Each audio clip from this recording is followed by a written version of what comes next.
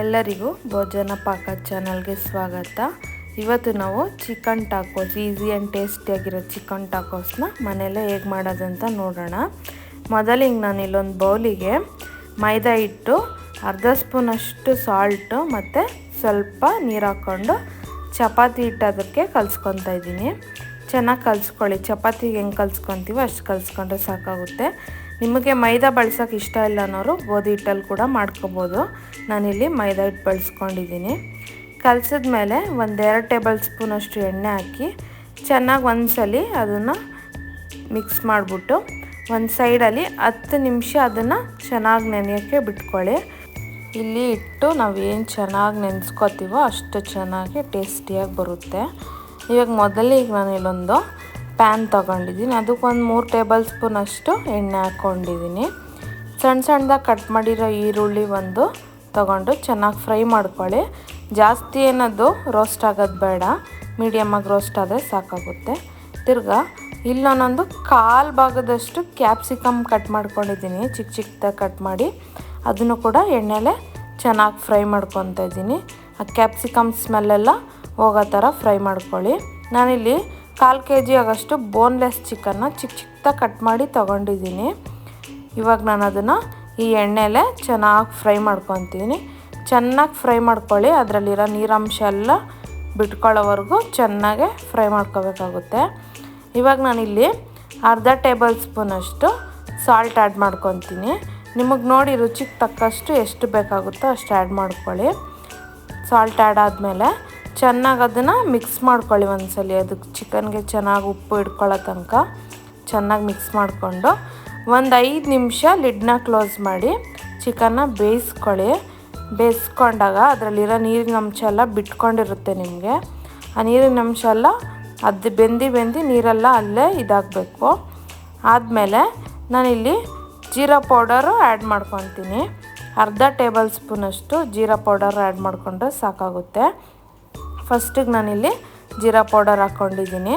ಮತ್ತು chilli powder ಅರ್ಧ table ಸ್ಪೂನಷ್ಟು. ಖಾರ ತಿಂತೀನಿ ಅನ್ನೋದಾದರೆ ಎಕ್ಸ್ಟ್ರಾ ಆ್ಯಡ್ ಮಾಡ್ಕೊಳ್ಳಿ. ನಾನಿಲ್ಲಿ ಅರ್ಧ ಸ್ಪೂನ್ ಹಾಕ್ಕೊಂಡಿದ್ದೀನಿ. ಪೆಪ್ಪರ್ ಪೌಡರು ಅರ್ಧ ಸ್ಪೂನ್ ಹಾಕ್ಕೊಂಡಿದ್ದೀನಿ. ಮತ್ತು ಸ್ವಲ್ಪ ಆರಿಗಾನೋ ಕೂಡ ಆ್ಯಡ್ ಮಾಡ್ಕೊತಾ ಇದ್ದೀನಿ. ಆರಿಗಾನೋ ಆಪ್ಷನಲ್ಲು, ಬೇಕಾದರೆ ಯೂಸ್ ಮಾಡಿ, ಬೇಡ ಅಂದರೆ ಸ್ಕಿಪ್ ಮಾಡ್ಕೊಳ್ಳಿ. ಇದಕ್ಕೆ ಬೇಕಾದರೆ ನೀವು ಮ್ಯಾಗಿ ಮಸಾಲ ಕೂಡ ಆ್ಯಡ್ ಮಾಡ್ಬೋದು, ಅದು ಹಾಕಿದ್ರೂ ಟೇಸ್ಟ್ ಚೆನ್ನಾಗಿರುತ್ತೆ.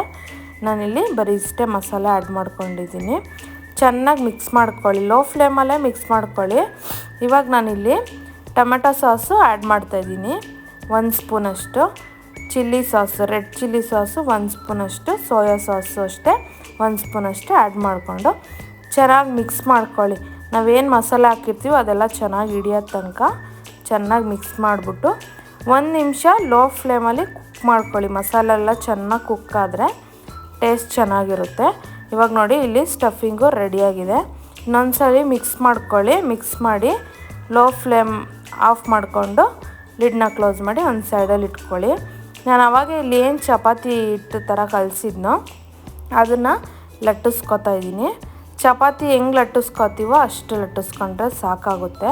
ಜಾಸ್ತಿ ಏನು ತೆಳ್ಳಗೆ ಮಾಡಬೇಡಿ, ಮೀಡಿಯಮ್ ಆಗಿದ್ದರೂ ಸಾಕಾಗುತ್ತೆ. ಈಗ ಲಟ್ಟಿಸಿರೋದನ್ನು ನಾನಿಲ್ಲಿ ಒಂದು ತವ ಇಟ್ಕೊಂಡು ತವ ಮೇಲೆ ಅದನ್ನು ಬೇಯಿಸ್ಕೊತಾ ಇದ್ದೀನಿ. 2 ಸೈಡು ಎಣ್ಣೆ ಹಾಕಿ ಬೇಯಿಸ್ಕೊಳ್ಳಿ. ನಾವು ಚಪಾತಿ ಹೆಂಗೆ ಸುಟ್ಕೋತೀವೋ ಆ ಥರ ಸುಟ್ಕೊಂಡ್ರೆ ಸಾಕಾಗುತ್ತೆ. 2 ಸೈಡು ಚೆನ್ನಾಗಿ ಸುಟ್ಕೊಂಡಾದ್ಮೇಲೆ ಒಂದು ಪ್ಲೇಟಿಗೆ ಎತ್ತಿಕೊಳ್ಳಿ. ಇವಾಗ ನಾನಿಲ್ಲಿ ಮಯೋನೀಸ್ ತೊಗೊಂಡಿದ್ದೀನಿ. ಮಯೋನೀಸ್ನ ಸ್ವಲ್ಪ ಆ್ಯಡ್ ಮಾಡ್ಕೋತಾ ಇದ್ದೀನಿ. ಮಯೋನೀಸ್ ಜೊತೆಗೆ ಟೊಮೊಟೊ ಕೆಚಪ್ ಇರುತ್ತಲ್ಲ ಅದನ್ನು ಸ್ವಲ್ಪ ಆ್ಯಡ್ ಮಾಡಿಕೊಂಡು ಸ್ಪ್ರೆಡ್ ಮಾಡ್ಕೊಳ್ಳಿ. ತುಂಬ ಟೇಸ್ಟಿಯಾಗಿರುತ್ತೆ. ನೀವು ಮನೇಲಿ ಒಂದ್ಸಲಿ ಟ್ರೈ ಮಾಡಿ, ತುಂಬ ಇಷ್ಟ ಆಗುತ್ತೆ ಎಲ್ರಿಗೂ.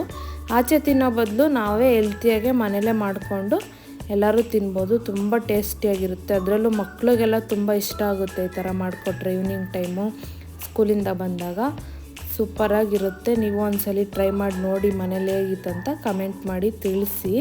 ನೋಡಿ ನಾನಿವಾಗ ಇಲ್ಲಿ ಚೀಸ್ನ ತುರಿದಿಟ್ಕೊಂಡಿದ್ದೆ, ಅದನ್ನು ಸ್ವಲ್ಪ ಆ್ಯಡ್ ಮಾಡ್ಕೊಂಡಿದ್ದೀನಿ.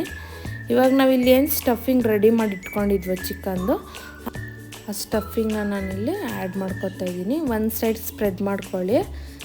ಏನಾದರೂ ಡಿಫ್ರೆಂಟಾಗಿರೋ ಸ್ನ್ಯಾಕ್ಸ್ ಟ್ರೈ ಮಾಡಬೇಕು ಅಂದರೆ ಇದನ್ನು ಒಂದ್ಸಲಿ ನೀವು ಟ್ರೈ ಮಾಡಿ ಟೇಸ್ಟ್ ಮಾಡಿ. ತುಂಬಾ ಚೆನ್ನಾಗಿ ಬಂದಿತ್ತು. ಮಾಡಿಕೊಡಿ ಮಕ್ಕಳು ಸ್ಕೂಲಿಂದ ಬಂದಮೇಲೆ ಎಲ್ಲ ತುಂಬ ಚೆನ್ನಾಗಿರುತ್ತೆ.